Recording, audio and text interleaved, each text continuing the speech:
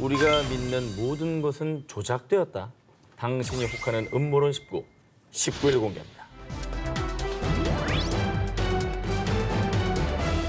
2016년 8월 31일 전 세계를 발칵 뒤집어 놓은 보도. 프랑스에 위치한 한 공장에서 한화로 620억 원 상당의 무려 1,100만 명이 투약할 수 있는 코카인이 발견됐다는 내용이었습니다. 엄청나네. 야, 이거 엄청난 양이네. 그죠? 거의 서울 인구 거의 다 투약할 수 있는. 그런데 말입니다. 전 세계가 발칵 뒤집어진 건 사상 최대 규모뿐만 아니라 바로 코카인이 발견된 장소 때문이었는데요. 혹시 콜라에 코카인을 넣으려고 했던 거 아님? 코카인이 발견된 곳이 바로 프랑스의 C콜라 공장으로요. 일부 누리꾼들 사이에서 C콜라에 코카인을 넣기 위해 반입한 게 아니냐는 의혹이 제기된 겁니다. 아, 그 C콜라 이름 때문에 그런 얘기가 많잖아. 이게 한번 콜라에 빠지면 이게 끊기가 어려운 거죠. 중독성. 맞아. 뭔가 이 안에 있는 거 아닌가. 사실 1886년 약사였던 존 펜버턴이 코카잎 추출물을 첨가해 C콜라를 처음 탄생시켰다는 이야기는 너무나 유명하죠. 그러니까요. 이후 국제의학계가 코카인을 마약으로 규정, 1929년부터 C콜라에서 코카인 성분이 완전히 제거됐다고 전해지고 있는데요. 그러니까 사실은 처음엔 그랬어요. 네. 근데 그건 이제 옛날 얘기고 이제 규제가 들어간 다음에는 마약 성분으로 규정된 코카인을 계속해서 넣을 수는 없는 거잖아요. 이뿐만 아니라 C콜라에 코카인이 들어있다는 음모론을 부추긴 것이 있었으니 C콜라는 발명 이후 제조 레시피가 극비리에 보관되며 신비주의 마케팅을 펼쳐왔는데요. 특히 C콜라 1%의 비밀 성분으로 불리는 머천다이즈 7X. 밝혀지지 않은 그 1% 비밀 성분에 대한 갖은 추측과 음모론이 제기되는 상황에서 다량의 코카인이 발견이 됐으니 C콜라 속의 머천다이즈 7X가 코카인이 아니냐라는 의심이 커진 거죠. 전 세계 아는 사람 몇 명 안 돼서 비행기도 같이 안 탄다. 뭐 이런 얘기도 할 정도로 네, 극비리의 물질이에요. 그 예전에 이제 모든 정보가 오픈되지 않을 때 얘기지. 식품 성분에 대한 규제가 얼마나 철저한데 마약 성분을 넣었으면 1mg이라도 들어갔으면 그게 가만히 있겠어요? 난리 났지. 이건 아닌 것 같은데. 근데 이게 자꾸 이런 일이 발생하니까. 공장에서 그럼 코카인을 왜 넣습니까? 왜 그곳에 코카인이 있었는지 정확히 밝혀지진 않았습니다. 하지만 수사 결과 C콜라 공장 직원이 연루됐을 가능성은 없다고 전해졌습니다.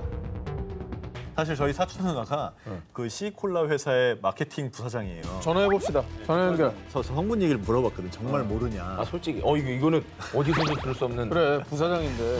정말 모른대요. 정말 자기네 임원들도 정말 모른다 그러더라고요. 뭐야? 진짜 아는 사람이 3명인가? 당신이 혹하는 음모론 17일을 공개합니다. 호주 UFO 비밀 문건은 어디에? 지난 2011년에도 호주에서 발생한 이 사건 때문에 UFO에 대한 의혹이 더욱 증폭했습니다. 당시 호주의 한 신문사가 정보공개법에 따라 호주 당국에 UFO 목격 관련 정보 파일 공개를 요청했는데요. 그런데 남부 우메라에서 확인된 UFO 정보와 이상 현상에 관한 보고서 이외에는 아무것도 찾을 수가 없었습니다. 이에 UFO 관련 정보 공개를 요청했던 호주의 신문사는요. 호주 국방부가 UFO 관련 정보 파일들을 고의로 폐기했을 가능성이 있습니다. 국가에서 관리하는 기록을 분실한다는 게 말이 됩니까? 하필 공개 요청을 했을 때 이게 또 없어졌다고 하는 게 뭔가 약간 궁색해 보이죠. 시점이 애매하고 뭔가 공개 못할 내용이 있기 때문에 분실 폐기한 거 아니냐 이런 의혹이 충분히 나올 수 있는 거거든요. 폐기 안 했을 수도 있을 것 같고.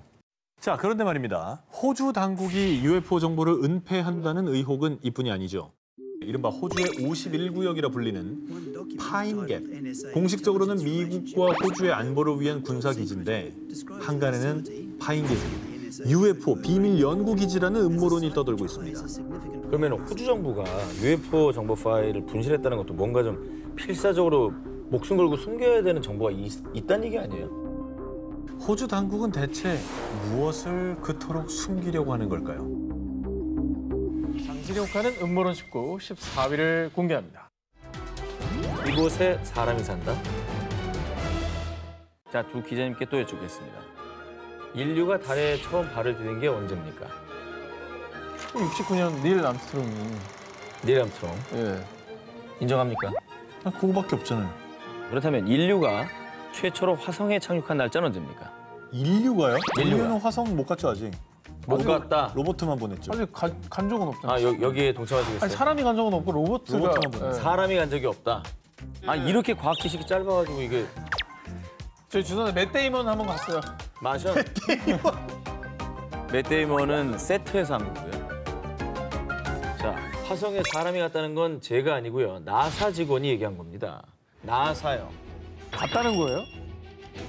2014년 전 CIA 조종사인 존 리어가 진행하는 미국의 한 심야 라디오 프로그램에 제키라는 여성의 전화가 올려옵니다. 나사에 있을 때 화성 지표면을 걷고 있는 사람을 봤어요. 제키의 주장에 따르면요. 1979년 나사에서 근무할 당시에 화성 탐사선 바이킹호의 원격 측정 영상을 통해 우주복을 입은 두 남자가 화성 지표면을 걷고 있는 모습을 똑똑히 목격했다고 합니다. 어허. 뭐 잘못 본 거 아닙니까? 착각했던 거 아니에요? 진짜 화성에 사람이 있었다고 한다면 나사 직원이 대서특필되고 이게 아니 근데 약간 청취자 연결 같은 거였잖아요. 그러니까. 이게 증명이 되는 얘기라고. 청취자를 무시하나요? 아, 무슨 논문이나 네. 보도가 아니라 전화 연결해서 갑자기 주장했던 거 아닙니까? 그런데 말입니다. 제키와 동료들이 함께 보던 영상이 갑작스럽게 끊기자 제키와 동료들은 영상을 확인하려고 위층 사무실로 올라갔다는데요. 위층 사무실의 문은 단단히 잠겨 있었고 창문은 종이로 가려져 있었다고 합니다. 이제 그 사람 말을 믿는다고 한다면 네네. 사무실로 달려갔어요. 평소엔 본인이 들어갈 수 있는 곳인데 이게 영상을 확인하려고 가보니까 그냥 당연하죠. 막아놨다는 거잖아요. 뭔가 숨기려는 사고가 있었다는 거죠. 중요한 건 답이 너는 제키가 누구예요? 제키요. 신분을 밝혀야 돼요. 그러니까 제키라는 사람이 한 말을 믿을 수 있냐 이거죠. 네. 자 실제로 신원이 확인이 확인이 되진 않았습니다. 거봐. 자 그런데 말입니다. 이 제키의 말을 들은 진행자 존 리어가 전한 더 충격적인 이야기를 전해드립니다. 사실 인간은 1966년도부터 화성을 식민지로 이용하고 있습니다. 화성엔 이미 저산소 상태에 적응한 사람들이 살고 있다며 음모론에 더욱 불을 지핀 겁니다. 저산소 상태에 적응한 사람은 뭐예요? 말도 안 되는 얘기네. 아니 화성에 저산소 유인 인간이요. 화성에 유인 탐사선 사람이 탄 탐사선을 못 보냈어요 아직. 그래 로봇 하나 보냈잖아. 산소가 부족하면 사람이 적응을 하는 게 아니라 그냥 죽어요. 어쨌든 제키는 확인 안 됐어도 존 리어라는 사람은 자기의 신분이 드러난 사람이잖아요. 마이 라디오입니다. 네. 네. 그 사람이 얘기한 거는 약간 그래도 신빙성을 가지지 않았을까라고 당연하죠. 생각할 수 있는데 그런데도 불구하고 달 전에 갔다고 하니까 이게 결국에는 증거 없는 계속 얘가 반복되면서 저 사람 얘기는 믿을 수 있지만 음모가 계속 확산되는 거 아닙니까? 과연 화성에는 정말 사람이 살고 있는 걸까요? 여러분은 어떻게 생각하십니까? 당신이 혹하는 음모론 19, 13일을 공개합니다. 모모했지만 모모하지 않은 남자. 지난 6월 스페인에서 전해진 충격적인 소식. PC 백신 거물 감옥에서 자살. 1987년 컴퓨터 바이러스 백신을 개발하며 보안업계의 선구자라 불렸던 존 맥어피. 그런데 스페인 감옥에서 그가 스스로 목숨을 끊었다는 소식에 사람들은 큰 충격을 받았습니다. 그 PC 백신의 선구자잖아요, 저분이. 그렇죠. 근데 어쩌다가 스페인 감옥에서 생을 마감한 거예요. 존은 컴퓨터 보안업계에 한 획을 그었지만 이후 폭행, 살인 등 각종 범죄에 연루됐고요. 급기야 지난해 탈세 혐의로 미국 검찰에 기소되기까지 했습니다. 그리고 수년 동안 도피 생활을 해왔던 존은 지난해 스페인에서 체포. 그런데 미국 송환을 앞두고 갑자기 구치소에서 목숨을 끊은 겁니다. 이유가 있었을까? 미국으로 가면 뭐 형량이 확 높아질 거였다든지 뭐 명예 때문에 그럴 수도 있고. 아닌가 이 사람이 뭔가 미국 정부에 가서 밝히면 안 되는 뭔 비밀이 있거나 뭐 이랬나? 자, 그런데 그의 죽음을 두고 이 충격적인 주장이 제기되었습니다. 메가피는 알아선 안 될 정보를 알고 있어서 자살 당한 거다. 뭐야? 나의 추리하고 지금 비슷한 거예요? 그렇죠. 자, 미국의 극우 음모론 집단 큐어넌을 중심으로 일부 음모론자들 사이에서는요, 그가 미국 정부의 기밀 정보를 가지고 있었으며, 그래서 그의 입을 막기 위해 살해한 뒤 자살로 위장했다라고 주장했고요.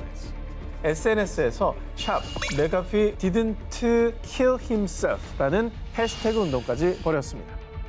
아니 근데 그럴 만한 정보를 진짜 알고 있었던 거예요? 알고 있을 수 있는 위치잖아요. 그렇긴 하네요. 보안이니까.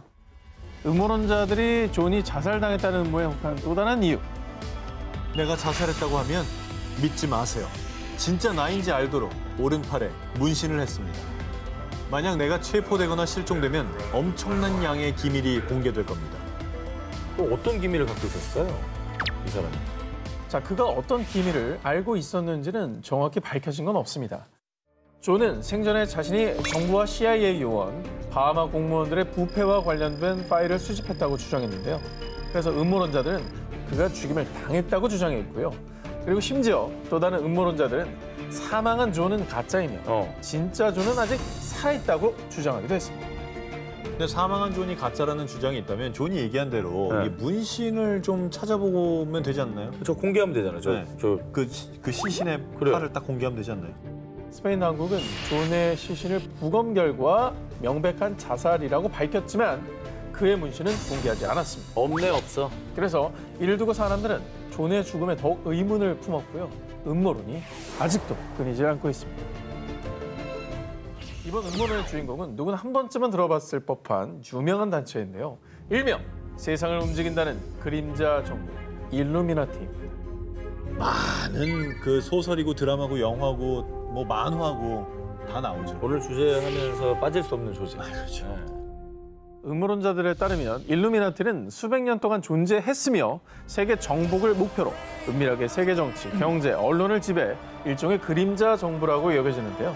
하지만 함부로 그들의 실체를 파헤치는 건 너무나 위험한 일일지도 모릅니다. 2015년 1월 17일 미국 미네소타주 애플밸리 마을. 영화 감독 데뷔를 앞둔 데이비드 카롤리와 그의 아내 코멘, 또 5살 딸 라니아까지 일가족 3명이 사망한 채 발견되는 사건이 발생했는데요. 아이고. 소름 끼치게도 사건 현장의 벽면에 새빨간 피로 신은 위대하다라는 글이 적혀 있었고요. 그리고 책상 위 메모장에는 지금 알라에게 복종하십시오라는 의문의 글이 남겨져 있었습니다. 당시 현지 경찰은 파병군 출신인 크롤리가 외상 후 스트레스 장애로 인해 충동적으로 가족들을 살해했다고 판단했는데요. 하지만 크롤리 가족을 죽인 건 일루미나티가 분명합니다. 일각에서는 일루미나티의 소행이라는 음모론이 파다하게 퍼졌습니다. 아니 뭐 유명 정치인도 아니고 그냥 평범한 가족인데 일루미나티가 진짜 있다면 일루미나티쯤 되는 단체가 뭐하러 크롤리 가족을 죽여요? 그러게. 사실 이 크롤리가 사망하기 직전인 2014년 영화 그레이 스테이트 제작 계획을 발표했는데요. 이 영화는 칩을 이용해 세상을 지배하려고 하는 그림자 정부의 음모를 폭로하는 내용이었습니다. 그래서 음모론자들은요. 일루미나티가 그들의 실체를 밝히려는 사람들에게 경고 메시지를 보여주기 위해 크롤리 일가족을 몰살, 영화 제작을 중단시킨 것이라고 주장했습니다. 하필 그 영화 제작 발표 후에 이런 일이 벌어지니까 이게 또 뭔가 있는 게 아닌가 하는 생각이 들긴 하네요. 근데 뭐 이게 일루미나티의 소행이라는 증거는 없잖아요. 지금까지도 논란이 끊이지 않는 달 착륙의 진실과 일루미나티의 존재. 과연 언제쯤 이 음모론의 검은 내막이 벗겨질 수 있을까요? 당신이 혹하는 음모론 19, 7위를 공개합니다.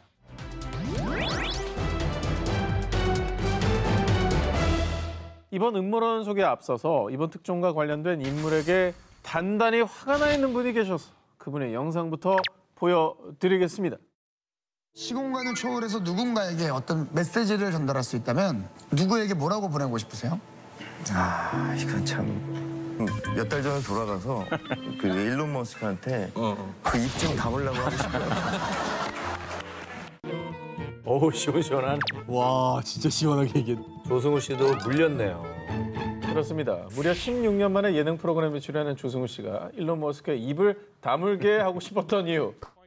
지난 4월 말 연일 최고 기록을 갈아치우며 천정부지로 치솟던 암호화폐 비코인이 5월 10일 미국 내 가격이 7% 이상 폭락.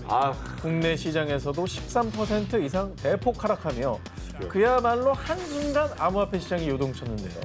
그 중심에 있던 사람. 아니나 다를까 일론 머스크였던 겁니다. 아유 정말 많은 피해자가 있죠.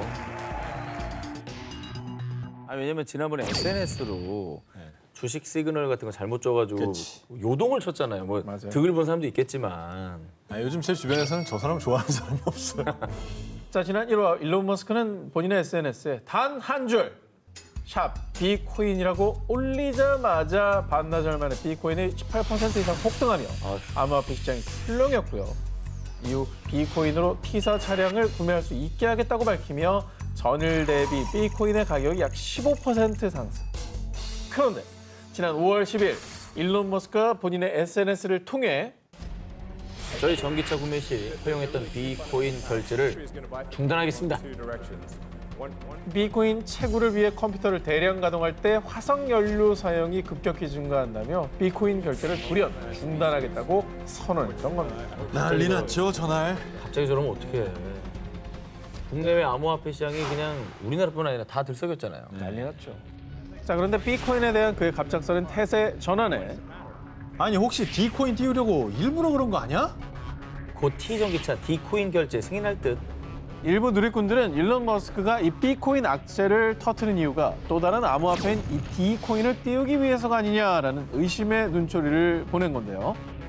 실제로 그동안 일론 머스크는 D코인 수호 천사를 자처 스스로를 D코인의 파더로 부르는가 하면요. 본인의 SNS에 D코인의 상징인 시바견과 관련된 다수의 밈을 게재해왔던 겁니다. 아니 근데 음모론자들이 주장하는 그 일론 머스크가 D코인을 띄우려는 이유가 있을 것 같아요. 단순히 즐기는 건 아닌 것 같고.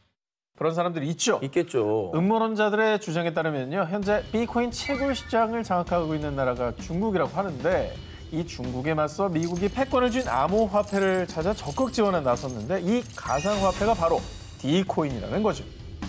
아니, 화석연료 사용량을 줄이기 위해서인지 정말 D코인을 띄우기 위해서인지 진실은 일론 머스크만 알고 있겠죠.